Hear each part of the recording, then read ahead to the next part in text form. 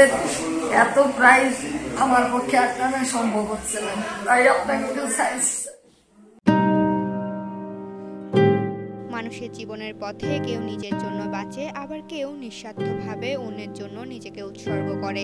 কেরানীগঞ্জের স্বপ্ন সাহা যেন দ্বিতীয় পথের এক উজ্জ্বল মানবিক দৃষ্টান্ত। প্রতিবন্ধী ভাই বোনের সারা জীবনের দায়িত্ব নিজের কাঁধে তুলে নিয়ে আজও বিয়ের বন্ধনে আবদ্ধ হননি তিনি।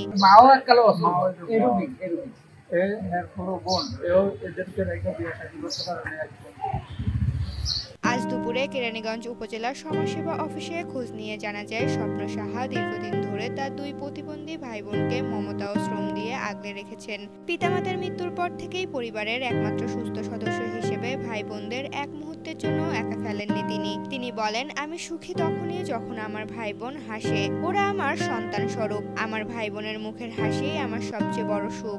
আমার বাবার মৃত্যুর পর, অকাল মৃত্যুর পর আমাদের সংসারটা কেউ দেখার মতো ছিল না। অনেক কষ্ট করে এই পর্যন্ত আসছি। এখন আমি ফ্ল্যাগ রিলোড করি, মিটারে টাকা ঢুকাই, চা বিক্রি করি, এইভাবে সংসারটা চালাই।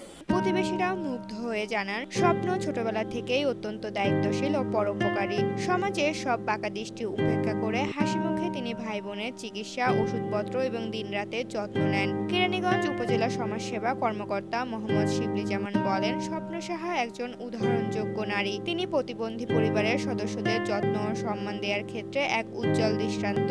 আজকেই তাদের প্রতিবন্ধী কার্ড ও ভাতার টাকার ব্যবস্থা করে দেওয়া হয়েছে বলেও তিনি জানান। ধন্যবাদ। এই যে আমাদের যিনি প্রতিবন্ধী ব্যক্তি এসছেন প্রতিবন্ধী জরিপ করার জন্য, আজকেই আসছে আর কি। আসার পরে আমার কাছে মনে হলো যে আমি একটু গিয়ে দেখি নিচে আসলে কে আসছে।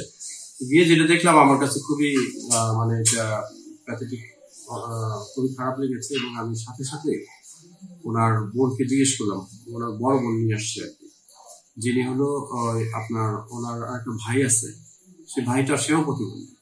তো এই দুইজনকে দেখে এবং ওনার যে বোন আসছে তাকে দেখে মনে হলো যে, ওনাকে জিজ্ঞেস করলাম যে আপনার স্বামী কি করে, তো উনি বললো যে আমি বিয়ে করে নেই। বললো কেন বিয়ে করেন নাই? ওনার বয়স হবে প্রায় 40 থেকে 45 বছর হবে। তো এই দুইটা ভাই বোনের জন্য সে মানে দেখাশোনা করার জন্য বিয়ে করেনি। তো আজকে আমার কাছে আসছে প্রতিবন্ধী কার্ড জরিপ করার জন্য, মানে যেটা আমরা সুবর্ণ নাগরিক কার্ড দিয়ে থাকি, এটা নেওয়ার জন্য।